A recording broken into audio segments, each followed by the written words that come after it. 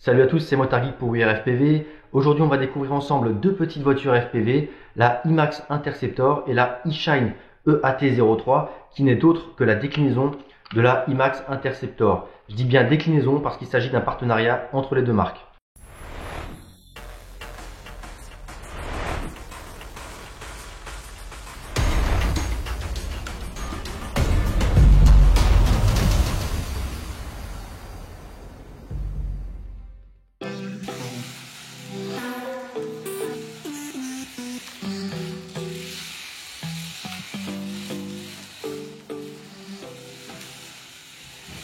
Donc voilà la boîte de la voiture FPV de chez IMAX, la Interceptor Race Vision.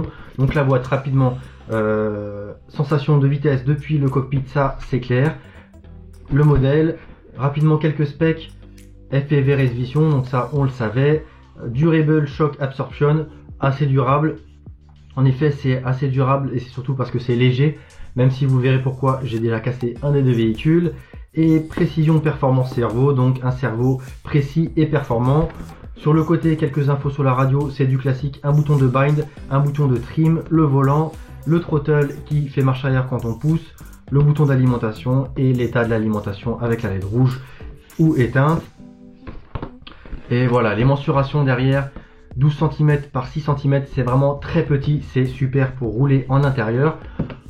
Je vous expliquerai aussi pourquoi par la suite. Donc ça c'est la boîte IMAX, on va regarder ce qu'il y a dedans. Mais rapidement je peux vous montrer la boîte voilà, de chez eShine. La seule différence c'est le coloris bleu du véhicule et la radiocommande. On va comparer par la suite qui est aussi floqué eShine, mais il n'y a rien d'autre de différent. Très rapidement dans la boîte, donc là qui est vide, on regardera le contenu juste après. On retrouve donc au premier étage de la mousse dans laquelle on retrouve la voiture tout simplement. Et au fond, voilà, de quoi mettre la radiocommande et une petite trappe dans laquelle on retrouve ce que j'ai dans la main et que je vais vous montrer tout de suite. Donc on a un cordon USB qui permet de recharger la voiture et une petite vis ainsi voilà, qu'un tournevis que j'avais déjà sorti qui permet de, je vais vous montrer par la suite, d'accéder à la lipo dans le véhicule. Et la petite vis, c'est une vis de rechange si on perd la vis qui permet de fixer la trappe de la lipo. On y reviendra après parce que je trouve pas ça super pratique. Et donc le véhicule, voilà, la version IMAX. Dans ma main, c'est tout petit, un tout petit véhicule. J'ai pas la balance sous le coude, je peux pas vous dire le poids, mais bon, c'est indiqué dans les specs sur lesquels on va s'attarder juste après. Mais bon, c'est indiqué dans les specs qu'on aurait dû trouver dans la boîte, donc je vais vous montrer ça quand même rapidement. Voilà, parce qu'on a une petite notice quand même qui est fournie.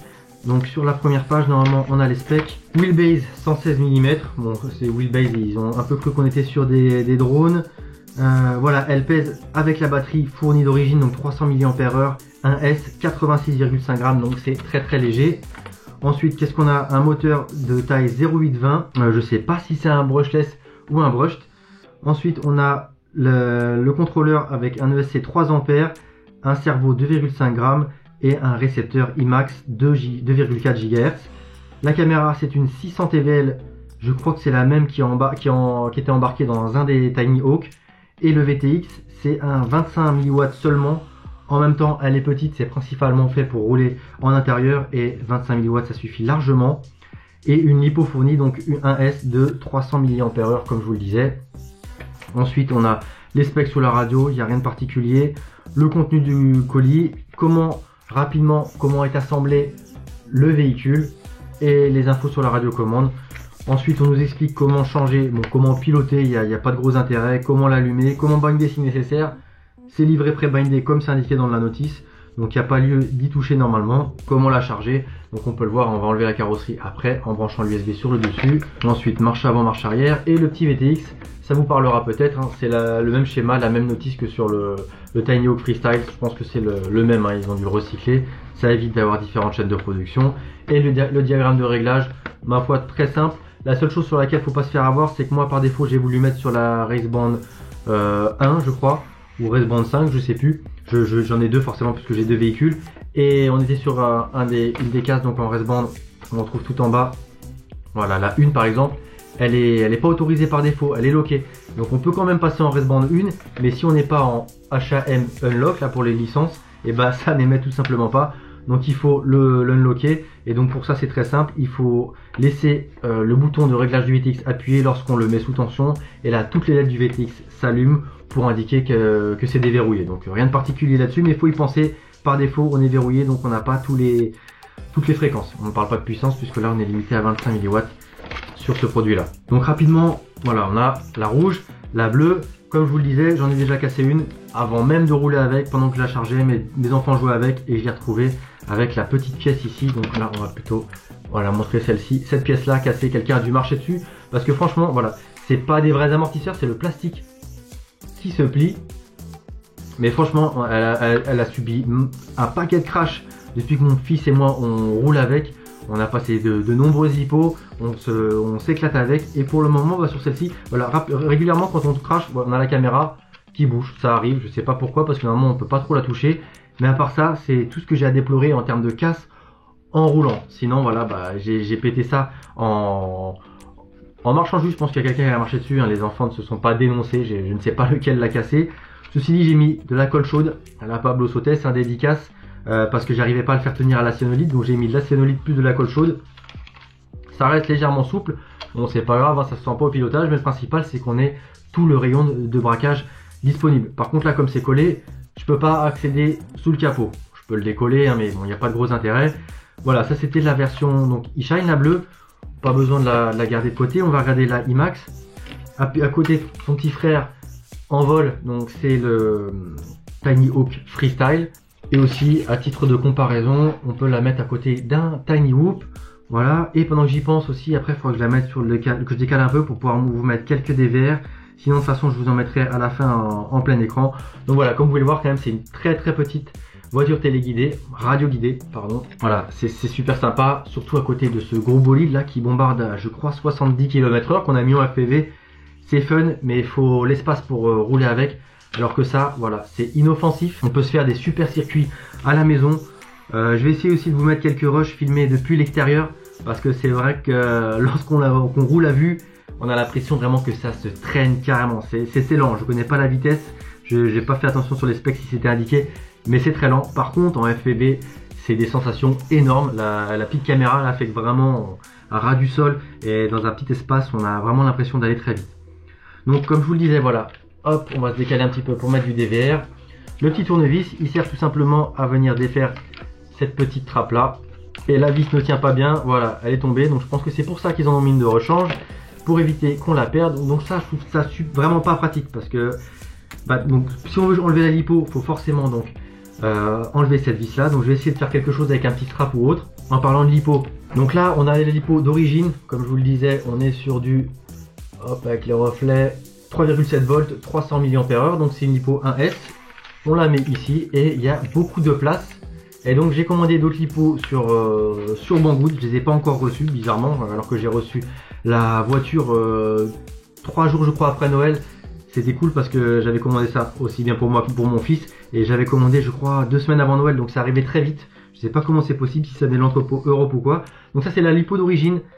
On n'a pas de témoin de tension, de charge. Donc ça, c'est vraiment pas pratique. Dans la doc, ils disent qu'il faut rouler 20 minutes et s'arrêter. Bon, ça va dépendre de comment on roule. C'est pas génial.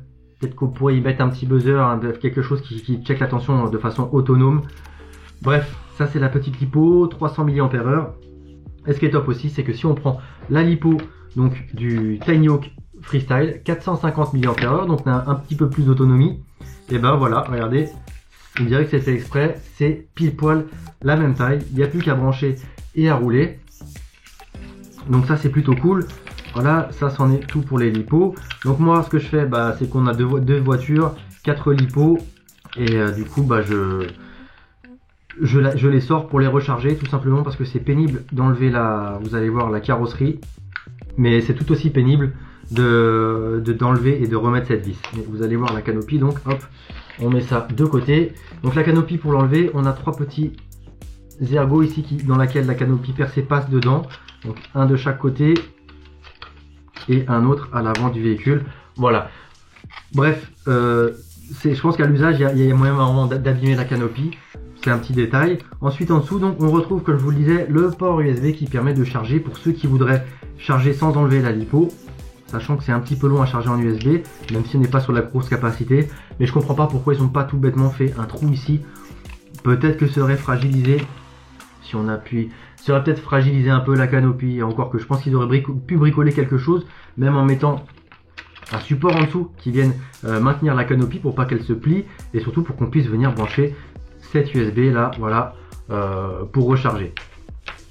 Donc ça c'est l'USB, voilà, on a la petite caméra, donc 600 TVL, l'antenne ici du VTX, le VTX il est donc caché sous le châssis, et on a un petit bouton de réglage ici, et les LED de chaque côté qui s'allument. On a aussi l'antenne du récepteur radio, voilà, juste là en rouge.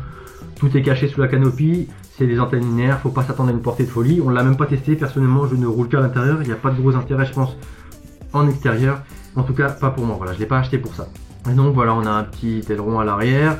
Là on a les roues arrière qui font propulsion, donc c'est sympa, on peut faire du petit drift lorsque ça glisse et que la batterie est bien chargée. Voilà les pare-chocs, le pare-choc à l'avant. Bref, rien de particulier, c'est un petit véhicule qui est sympa quand même. Pour une cinquantaine d'euros, je trouve qu'on s'est bien marré avec ça. Et donc pour le piloter, on a la radiocommande. Donc là on est sur la version IMAX, voilà, prise en main assez classique. Le volant, on n'a pas un gros débattement. Mais bon voilà, c'est pas du on-off non plus, pareil pour les gaz, tout est progressif, donc on peut quand même pas mal s'amuser. Le trim pour le steering, donc le volant, ensuite pour l'allumer, voilà, et d'ailleurs en dessous, ça c'est pas cool, ce sont des piles qui n'étaient pas fournies, donc des LR6, j'en ai recommandé des rechargeables, hein, parce que celles-ci, là ces AA là ne sont pas rechargeables, voilà, donc j'ai dû m'acquitter de 6 piles pour alimenter les deux radiocommandes. Hop, et donc la version eShine, la seule différence également, voilà, il n'y en a pas de couleur, mais c'est qu'on a le logo eShine de floqué dessus, sinon c'est exactement la même chose encore une fois. Donc voilà, du bon petit matos, j'ai pas encore pris le temps de la démonter, de vérifier ce qu'il y a dedans, on verra si besoin lorsqu'il y a de la casse. En tout cas une chose est sûre, c'est que c'est plutôt rigolo à utiliser.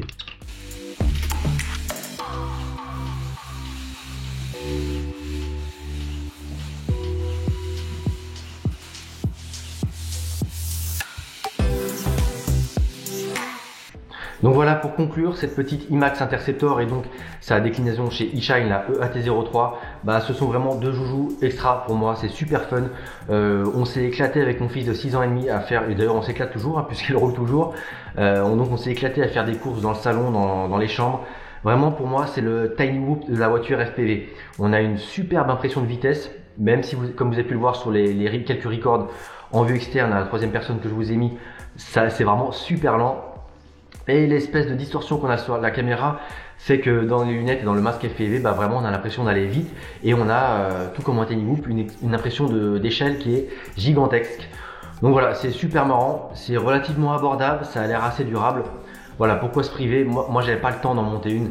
Je sais qu'il y en a, on peut très facilement faire, peut-être même pour moins cher, des petites voitures FPV. Est-ce qu'elles sont aussi bien conçues, aussi bien protégées là, avec quand même entre guillemets la canopie, la carrosserie qui protège bien la caméra? Faut voir. Je vous mettrai des photos et peut-être même des vidéos de la voiture FPV de Alexandre, donc Lexus, sur le forum, qui est à peu près du même format en termes de taille, sauf que lui il a acheté une voiture classique sur laquelle il a monté une petite caméra AIO avec un VTX 25 ou plus. Donc voilà, on peut tout à fait le bricoler. Si ça vous intéresse d'ailleurs, n'hésitez pas à nous le dire, on pourrait vous faire une vidéo là-dessus si vous n'avez pas envie d'acheter du tout fait et peut-être économiser quelques euros. Enfin voilà, je trouve qu'à 50 euros, la radiocommande et la voiture, ça reste relativement excessif. 50 euros en tout cas chez Banggood. Banggood qui est assuré parce que j'ai reçu ça le week-end de Noël alors que je l'avais commandé suite à un email de promotion que j'avais reçu je crois 2 ou 3 semaines avant Noël, donc ça a été très vite. Je me demande même si c'est pas parti d'Europe. Enfin bref voilà. Vous l'aurez compris, moi je suis content. N'hésitez pas à me dire dans les commentaires de la vidéo ce que vous en pensez, si c'est le genre de petit jouet qui vous intéresse et qui vous plaît. Et sur ce, je vous dis à très bientôt sur la chaîne. C'était Motard Geek pour We Are FPV.